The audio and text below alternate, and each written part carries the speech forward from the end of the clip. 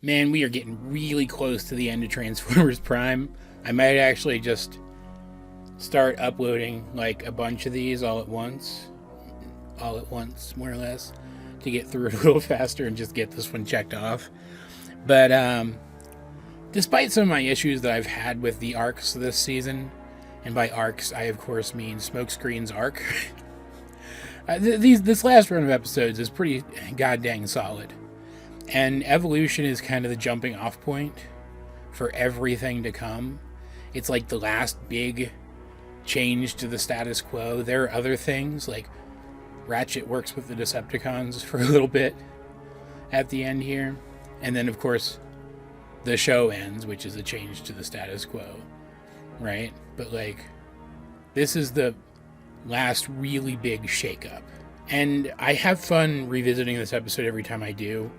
Not that I've revisited these episodes a ton, but you know what I mean. Like, as I was watching through these a few months back, this episode was a lot of fun to revisit, and it was a lot of fun to revisit here too.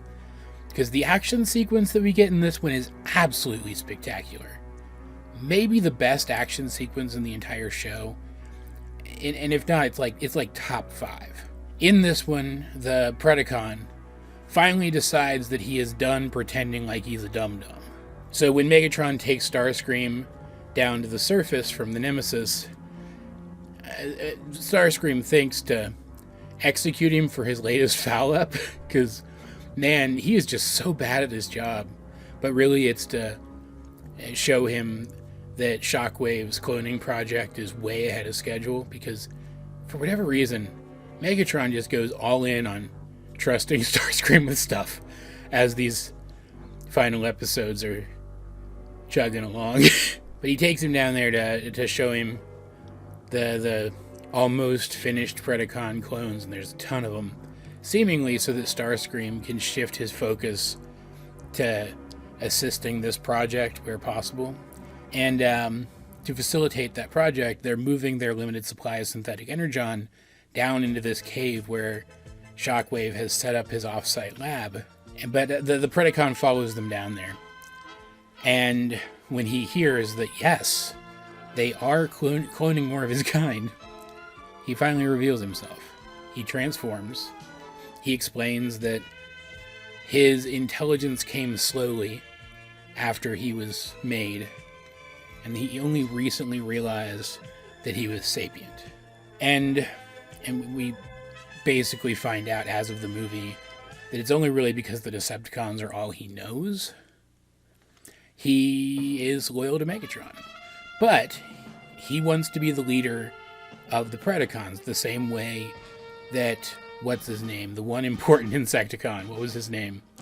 He was like the leader of the Insecticons, and Starscream is the leader of the Seekers. He wants to be Predaking, which is obviously a name taken from a character from the original show. He was a combiner that had roughly the same body proportions and color scheme as this character. So obviously there's an inspiration taken from him, but this is an entirely new character, and I find him super interesting. Because there's no reason to believe, at this point at least, that he isn't being entirely sincere, and that he wouldn't remain entirely sincere. Because with the power of that Predacon army at his back, Megatron could have ended the war. And then there wouldn't have been another faction to, like, I don't know, sway the Predacons or whatever, you know? But Megatron, being the paranoid asshole that he is, decides that because the Predacons are actually intelligent now, that you can't train them like animals. He knows now that they're that intelligent. They have to be wiped out because they're too dangerous. Because they might decide to go against him. But the chances of them killing Predaking are pretty slim. He can fly. In most situations, if he doesn't kill everybody, he's just going to fly off. And then regroup for later. The only sure kills they're going to be able to get are on the freshly cloned guys that are still in their cloning tubes. And besides, Predaking without his army isn't as much of a worry, so they want to keep him around if they can.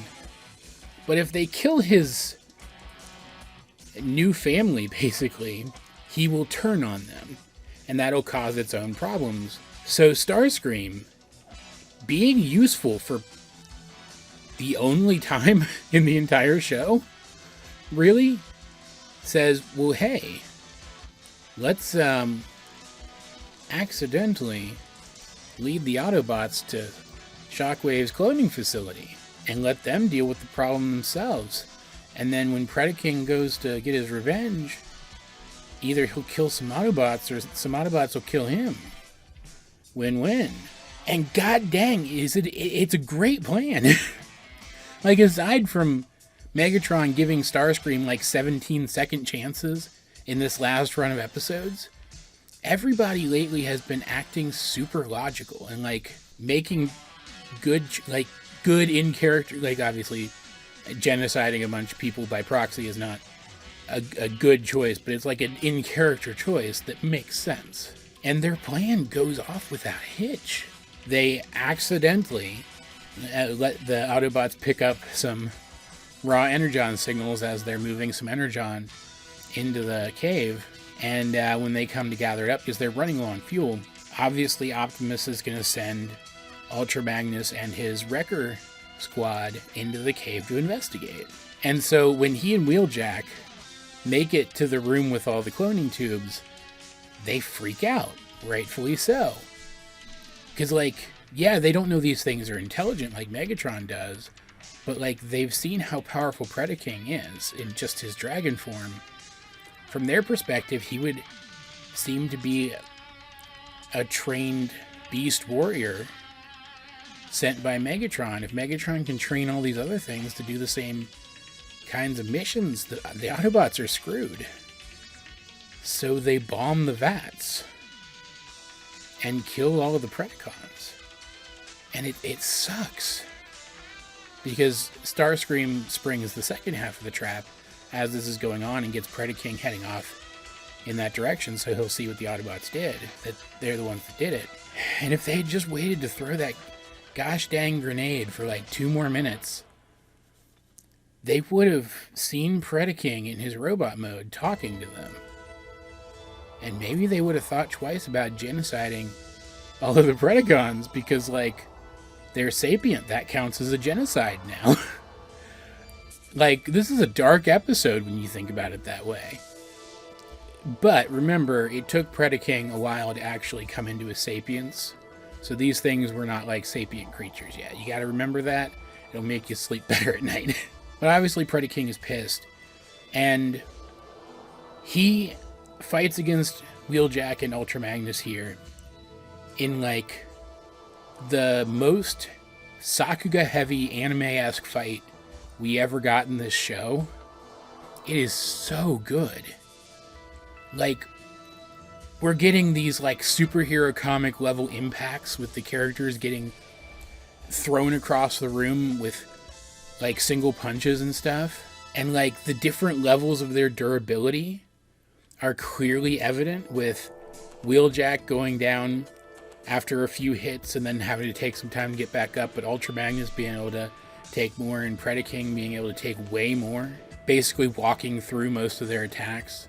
And you can feel the impacts, especially when Magnus, like, hits Predaking with the Forge, for example, or the couple of times that Predaking gets the Forge away from him and is beating the shit out of him with his own weapon. And Predaking still fights very much like an animal. He grabs big stones that they just dropped on him to no effect and throws them at you. He grabs his opponent's weapon and swings it when it's in reach, or he just savagely runs at them and beats them down. Whereas Ultra Magnus is more of like a two-handed berserker type. He is very good at throwing his own weight around, combined with the weight of his hammer, to do damage, and he's able to time his attacks very well, keeping that in mind, where Wheeljack is very fast and nimble and good at not getting hit, at least most of the time, and he makes good use of his weapons as close range weapons or thrown weapons. He pulls out his guns when it's the optimal time to do so. They all have very distinct fighting styles that are very apparent here.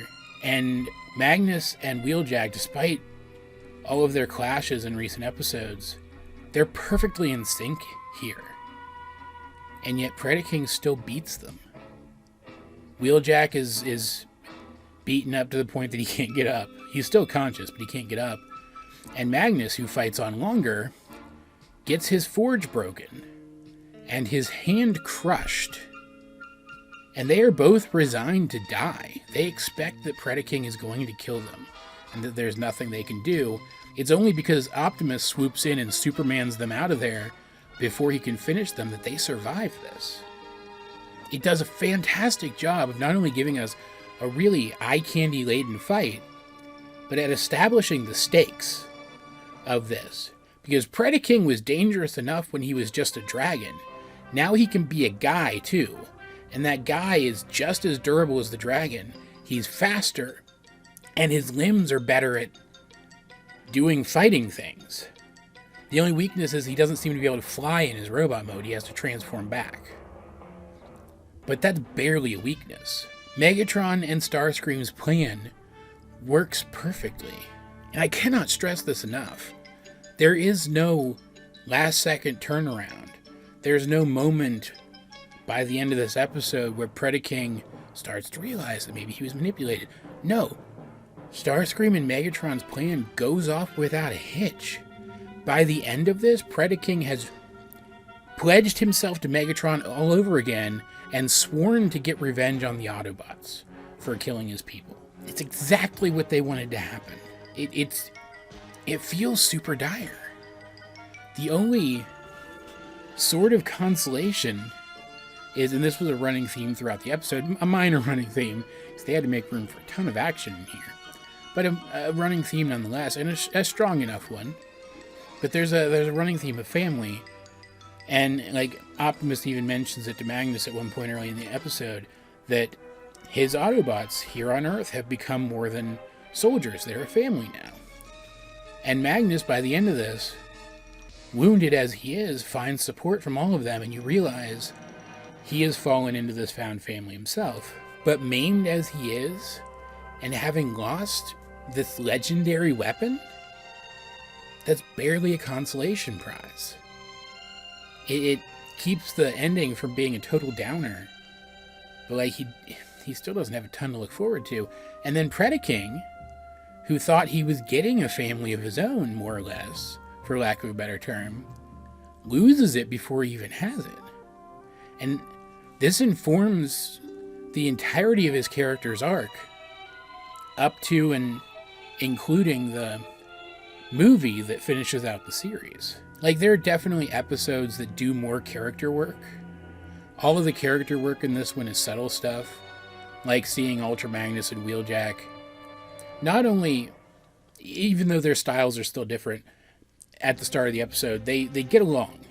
They don't clash, and then they really seem to come to respect each other and finally come to the point where they can admit that as they're fighting together. That all happens in the background, but it happens, and it's very cool. And Predaking's character development here happens kind of in the background as he is just being pissed at what happened. But it's there, and it's cool. But it's a little more subtle than in some episodes to make room for all of that action. But this is still an excellent episode. Like, I cannot stress enough how perfect this fight scene is.